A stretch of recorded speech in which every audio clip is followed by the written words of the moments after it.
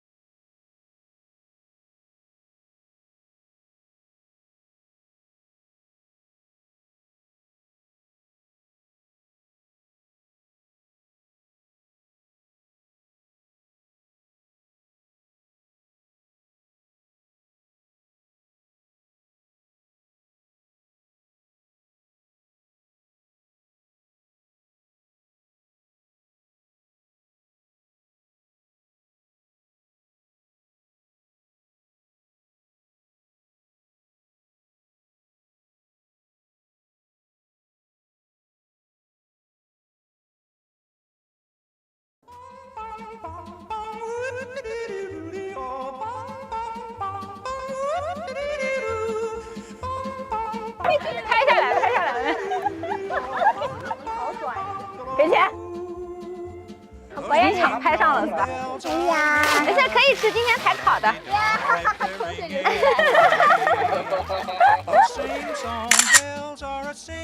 反正爱这么近，这个给谁啊？那这是送给我们一人，我们留2份。怎么说不要做？他说要抖音加一个关注才给送。拿着吧，就是想过来要一个勺。没事没事啊，没事。Hello， 偷吃为主。湿地公园真是啊！看我们穿的，刚光胳膊。我们穿短袖了。对。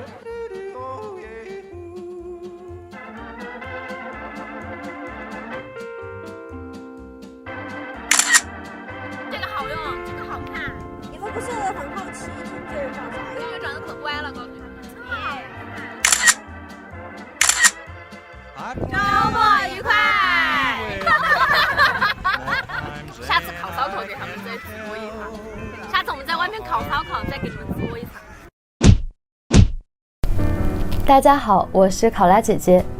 夏天到了，孩子最喜欢吃的甜品是什么呢？那还用问吗？肯定是布丁啊。那么有没有一款既美味又简单的布丁甜品呢？今天考拉姐姐就教大家一款，只需几分钟时间，简单3步就可以做出口感完爆甜品店的焦糖布丁。第1步，制作焦糖。所需材料如下：糖跟水混合，小火加热到变色。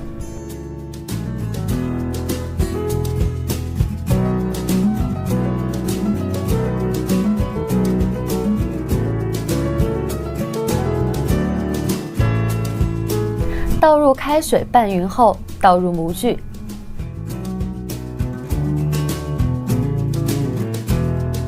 第2步，制作布丁层。所需材料如下：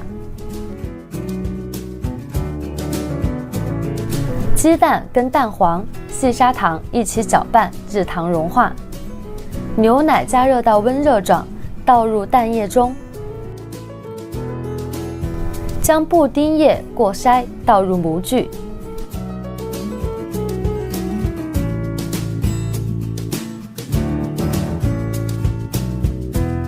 烤盘倒入开水，放入模具，大概水位在模具的2厘米处。放入预热好的烤箱，160度30分钟。注意水浴法烘烤一定要用开水。第3步，制作蛋糕层。所需材料如下：蛋清、蛋黄分离，蛋黄加入酸奶、玉米油混合拌匀，筛入低筋粉、玉米淀粉拌匀，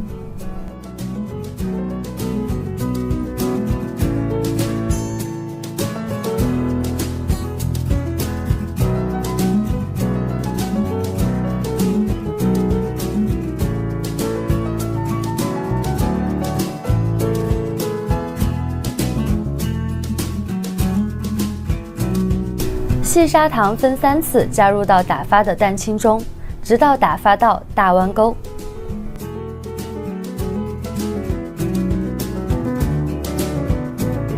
取1/3的蛋清加入面糊中翻拌均匀，再将面糊倒回剩下的蛋清中翻拌均匀即可。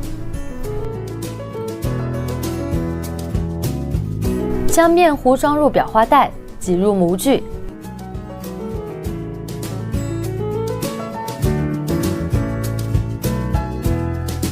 再次水浴法，放入预热好的烤箱，140度60分钟。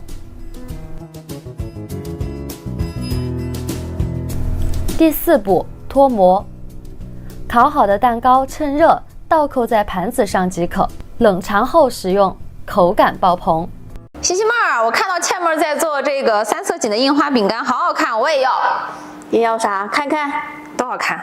哎，这个简单，还有3色堇，这个简单，我给你做啊。好的好的 ，OK。我现在来剪3色堇。这个后面这个揪揪怎么办？这个揪揪子一会儿就把它弄了。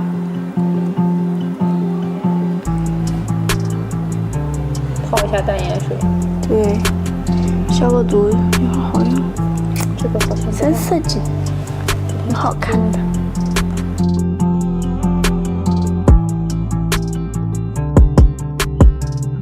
黄油呢，提前室温软化啊，出一个洞，很轻松的。然后我们用打蛋器啊，将它打发。好，打散后呢，就加白砂糖，继续将它打发。黄油现在呢就打发变白了，并且体积膨胀。好，开始加蛋液，蛋液尽量分2到3次加入。好，开动打蛋器。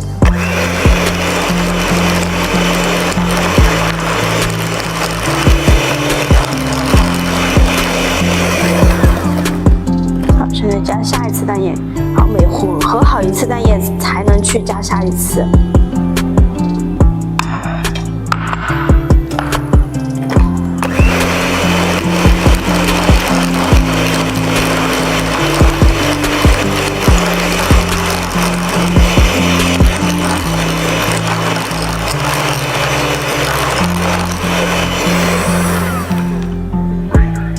最后一次。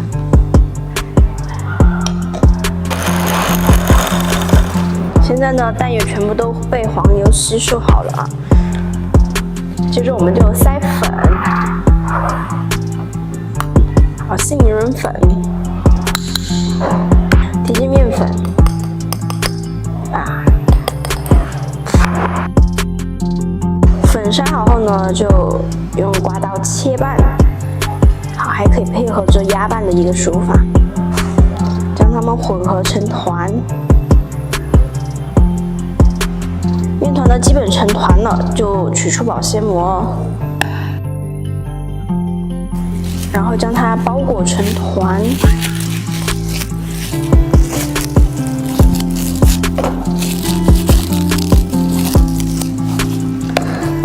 现在呢，就放冰箱松弛1个小时以上，好，再拿出来用。在面团冷冻期间呢，我们来准备一点淡盐水啊，盐加进去，稍微搅一搅，因为我们一会儿要剪3色堇。我们将面团擀好后呢，就放进冰箱冷冻，好，这样呢一会儿比较好切。现在呢，就把冻好的面团取出来，将它2边撕去油脂，然后用模具，就是可以比一下花的大小，好，差不多啊，比花大一点点，然后就取这个去刻它。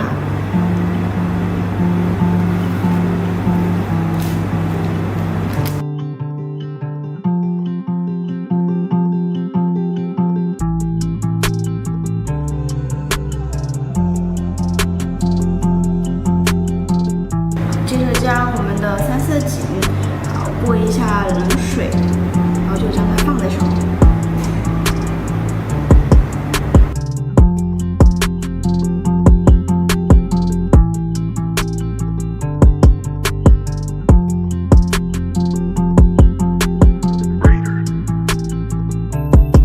只有有上下火的呢，那就用175度烤就行了啊。好，大家烤的时候，上下火的话就放中层，然后时间呢设置25分钟左右。好，大家可以全程盖锡纸，然后但是建议大家就是说先烤5分钟过后再去盖锡纸，不然你一来盖锡纸的话，可能会粘在饼干上面，然后取的时候就会不好看了啊。现在呢，饼干就烤好了，好，把这个锡箔纸拿出来，好，大家可以看一下。饼干烤至周围开始上色呢就可以了，然后就将它进行放凉啊。刚刚还剩了一点面团呢，然后我加了一点三色堇，还有迷迭香呢，又烤了一些啊。大家可以根据自己的一个想法，好做一些更好的创意。我们的菜下来了，菜快来尝一下。好的好的，专门为你制作的，是专门给我做的，一定要吃一口。它是那种脆脆的口感，而不是那种一下就很酥，就直接散掉了。然后口感是好吃吧？好吃，那就必须给个赞，多吃点。好了，我们要开始打包了。非常感谢西西妹今天给我做的3色堇的小饼干，你们都学会了吗？好了，今天的视频就到这里了。如果大家还想学更多的烘焙小知识，记得去我们的主页观看往期视频哦。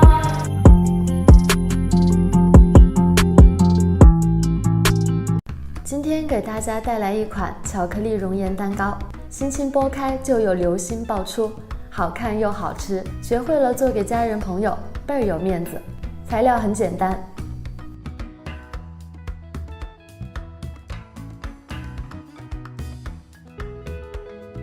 第一步，准备工作。做这个流心蛋糕，我们的模具不能选太小，不然蛋糕中间很快就凝固了，就没有了流心状态。为了好脱模，我们在模具的内壁刷一层薄薄的黄油，如果是用的纸杯，就不需要刷黄油了。第二步，融化巧克力，将黄油用微波炉加热至融化，然后加入巧克力，用打蛋器搅拌顺滑无颗粒，并有很强的流动状态。如果还存在巧克力没融化的情况，就再次放入微波炉，中小火加热30秒。最后加入1小瓶盖朗姆酒，搅拌均匀，放置不烫手。很多网友可能会图省事儿，直接放进冰箱。注意千万不要放冰箱，要常温放凉，不然巧克力和黄油会凝固。第二步，制作蛋糕糊。首先我们将全蛋打入打蛋盆，加入盐和细砂糖，用电动打蛋器开低速，打发至细砂糖融化即可。然后试一下融化的巧克力的温度，不烫手就倒入到蛋液中，用手动打蛋器混合均匀。最后将低粉过筛到盆中，用翻拌的手法拌至均匀、细腻无颗粒。第三步，烘烤。将面糊放入裱花袋，挤入模具中，8分满就可以了。挤好后放一旁完全冷却。打开烤箱，上下火220度。很多网友会问，为什么不把它赶快送进烤箱？原因是因为蛋糕中间有点温热，如果送进烤箱，就很快把中间部分烤凝固，因此达不到流心状态。以前网友有问，有没有早餐可做的蛋糕？其实这款蛋糕就可以将挤好的面糊盖上保鲜膜，放冰箱冷藏3到5天。早餐的时候再拿出来烤，面糊完全冷却后，烤箱温度达到220度后，将模具放入烤箱中层，烘烤8分钟左右。很多网友做烘焙太死板，这里给的时间只是一个参考数，时间是根据量的多少来增减。我们更应该观察蛋糕表面结壳凝固就可以了。烤好后尽快脱模趁热食用，凉后就不会流心了。好啦，有什么不懂的或是想学的，都可以留言评论，小编会尽量回复大家。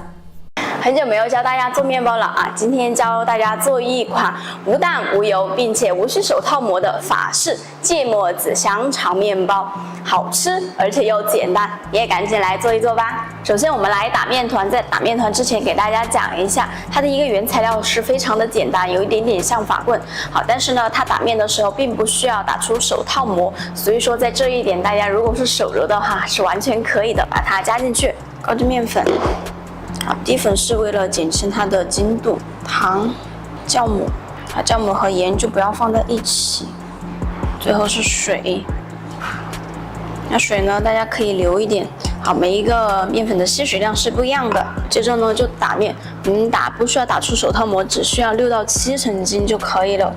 把面团打到比较光滑，然后并且可以拉出这样的膜，稍稍有一点薄的膜。好，这个时候呢就可以了。打好的面团呢，它的温度是在24到27度之间，好，尽量不要去超过27度。接着呢，我们就把表面团光滑一点，好，可以不用收得太紧，然后放在烤盘上或者是案板上进行一个常温发酵。那温度呢，大概在28到30左右，我们就发酵30到35分钟就可以了。如果你是有发酵箱的话，你也可以温度高一点，在35这个样子，时间呢就减少到20分钟左右。好，面团呢醒发的时间到了，将它拿出来。好，案板上呢要撒一点粉，防止粘连。好，直接呢就将它分成小剂子。好，一个小剂子呢，根据大家喜好的一个大小，还有你的肠子的大小，可以40克，也可以50克。分好后呢，就将它裹圆。好，大家在裹的时候呢，注意还可以稍微排一下气，但是不要裹得太紧了，不然松弛时间就会增加。全部团圆好后呢，我们继续盖上这样的一个保鲜膜或者是发酵布，然后让它松弛20分钟。20分钟过后呢，面团就已经松弛好了，然后进行一个整形。好，我们用手左右晃动，如果它底部有点粘连的话，可以撒一点粉。先把它搓成一个稍微长一点的。好，排气。好，然后我们就把它擀长。然后不要擀得太长了，根据我们的这个烤肠来，肉肠来应该是，然后底部朝上。好，先挤上芥末籽酱，然后把肠子放在上面，两个对折面团好，捏在一起捏紧捏实不然它底部会爆开。捏紧捏实过后呢，就把它底部朝下，好放在上面。那这样一个面包呢就整形好了。全部整形好后呢，我们就继续盖保鲜膜，或者是这样一个发酵布进行一个2次发酵。那它发酵的时间呢，大概在20到25分钟这个样子。我们面团在发酵的时候呢，就要把烤箱预热，好，上火是230度，底火呢是200度，因为它的温度比较高，所以说预热的时间呢就比较长。好，现在呢就来割面包，因为面包已经发酵好了。好，然后你可以直接割1条，那么我们今天是割2条，好，稍微斜着一点，动作要快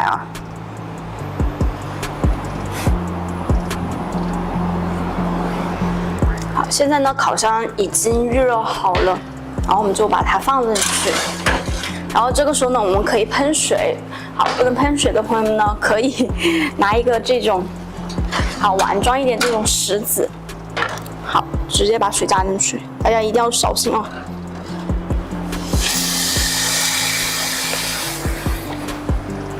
那时间呢，我们就设置18分钟左右。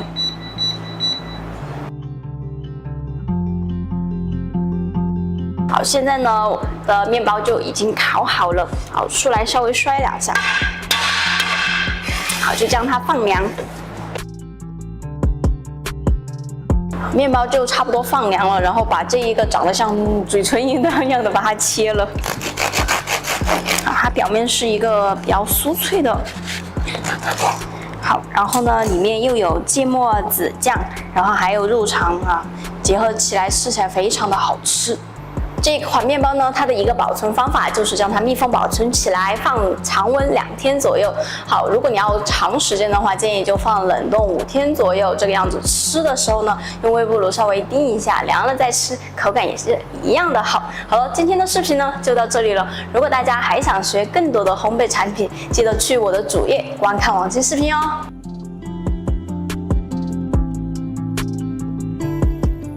在这个摘草莓的季节里，你摘的草莓都吃完了吗？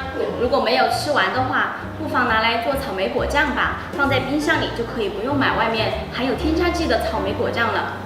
它草莓味浓郁，香气扑鼻，不管是配酸奶抹在馒头上，还是做面包夹心，都是非常可口的。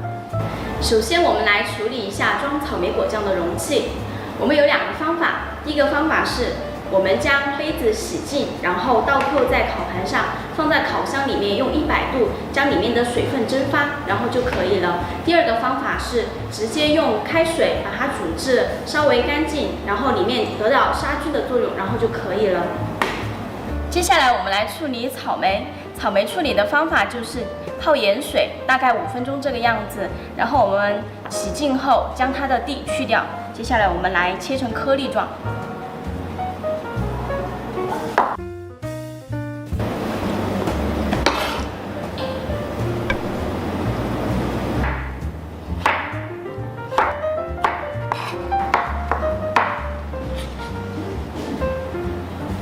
我们切好的草莓丁儿大概有325克，然后我们可以根据它的重量来配我们的白砂糖，我们大概配55到60克之间都可以，根据自己的喜好。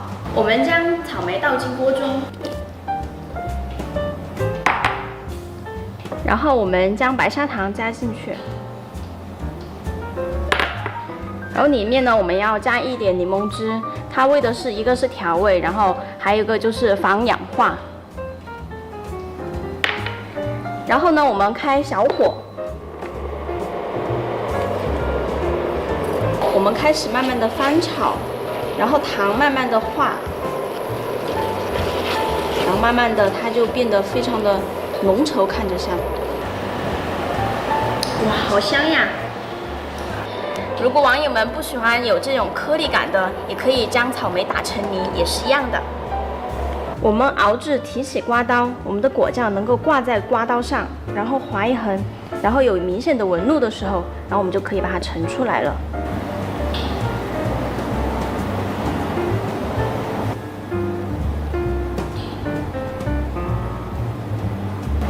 待我们的果酱稍微放凉后，我们盖上盖子。然后要倒扣，这是为了阻止空气的进入，然后我们将它放凉就可以食用了。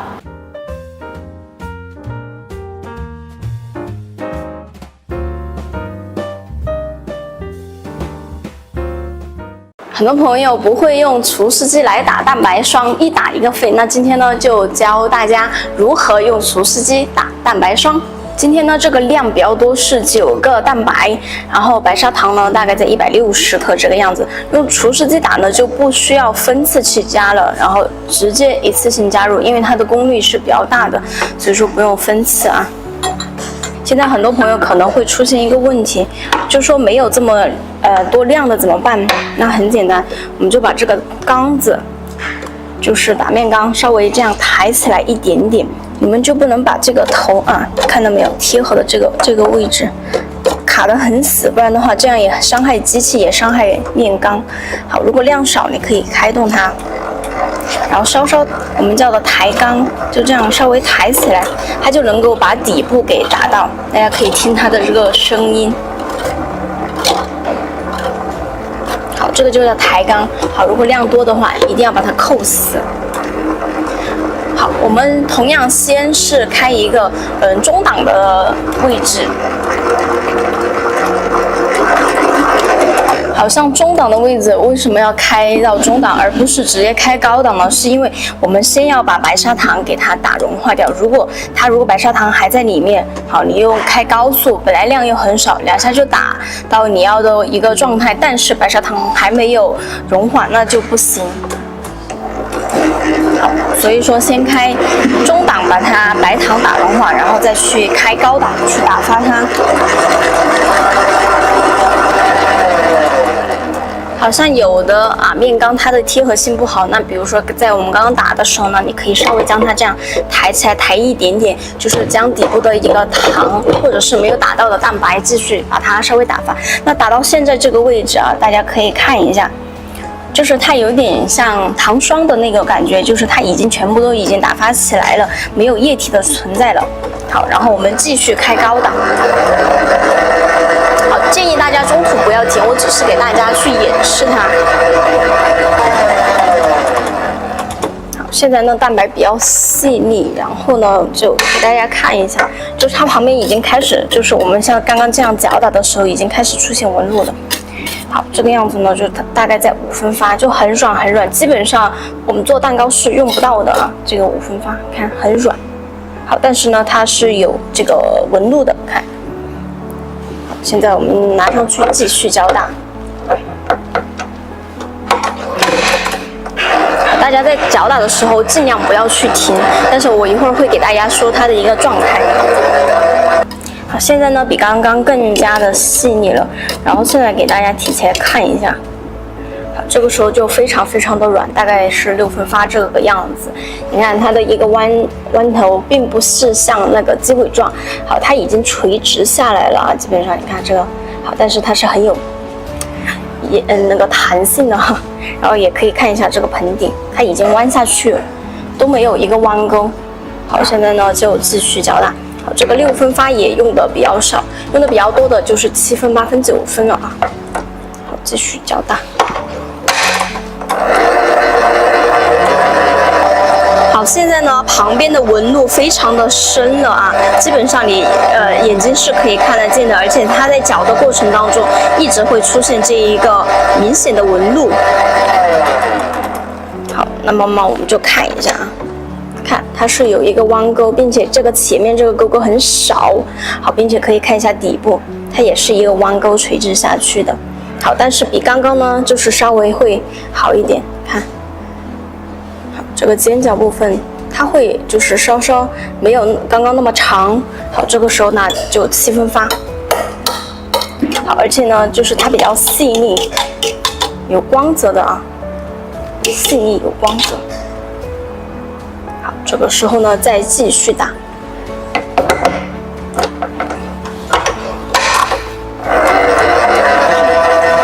这个时候打呢，我们就需要不要调高速，而是调回中速。然后边上大家可以看到，就是它会有那种小圆的那种，就是可以看到，就我们叫的蛋白一小坨一小坨，大家可以这边也可以看到，它是那种一坨一坨，然后有一点波浪的，旁边是单独的一个波浪。这个时候给你们看一下。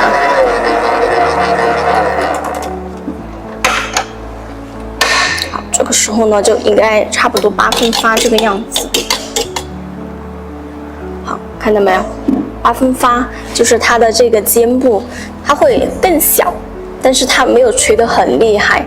好，这个时候你看这样，它的弹性呢，好就比较硬一点。那这个时候就8分发，好8、9分发这个样子就可以去做我们的，比如说戚风蛋糕啊，然后一些蛋糕卷呀，然后也可以看一下这个底部。因为它是一个小弯钩的，但是它没有垂直下去。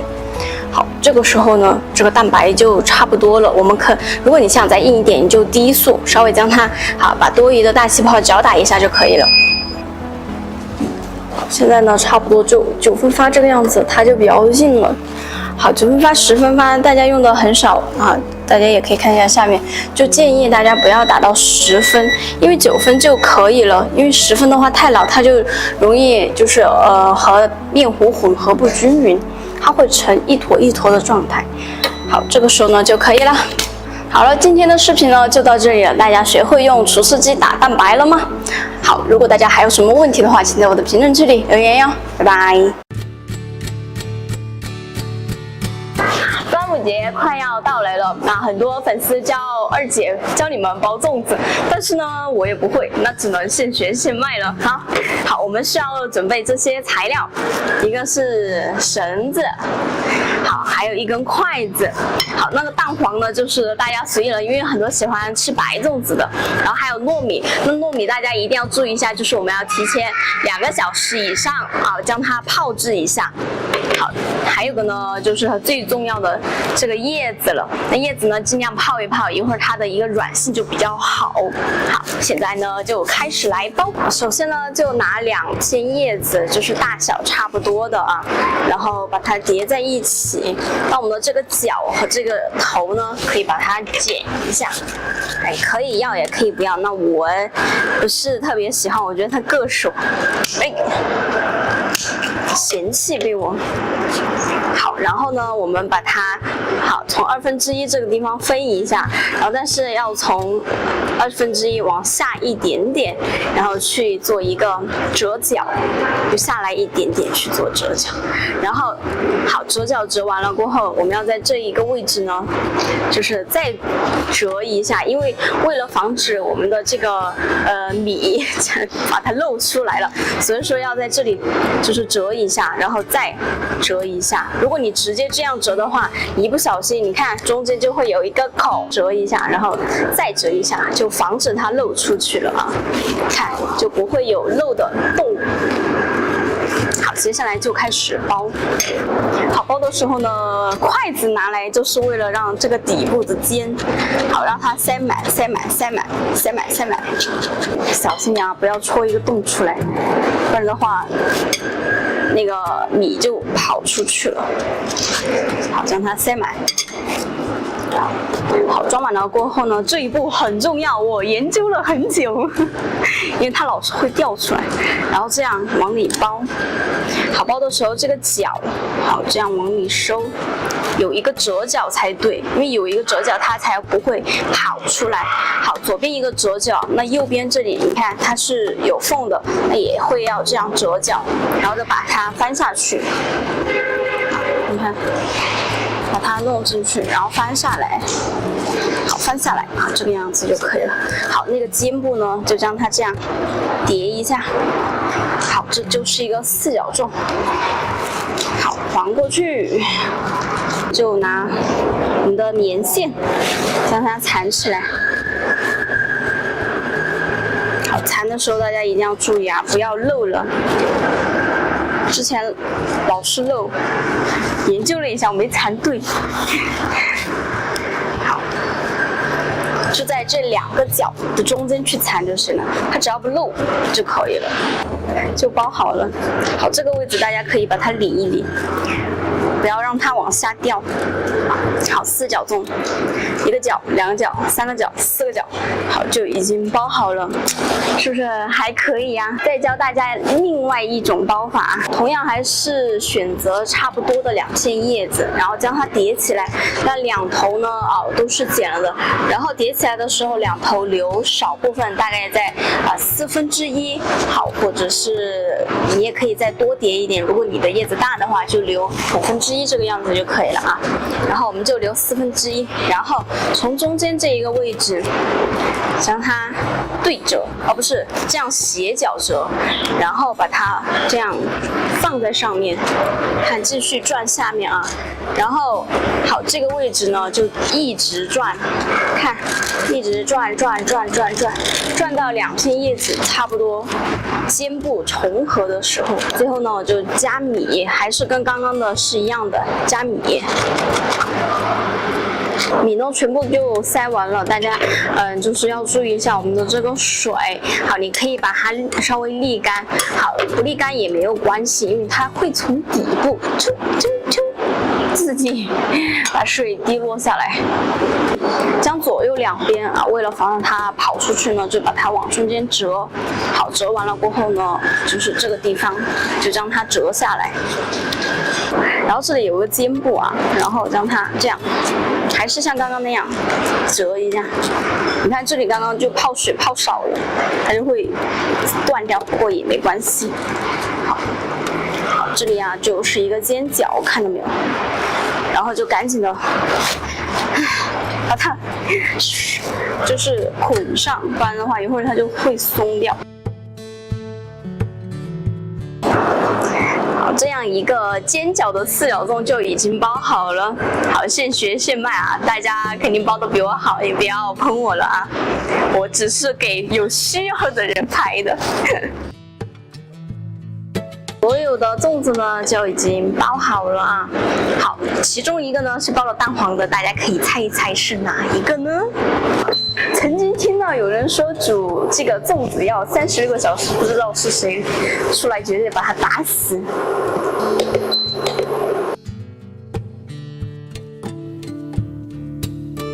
现在呢，粽子就煮好了，我们撕开看一下。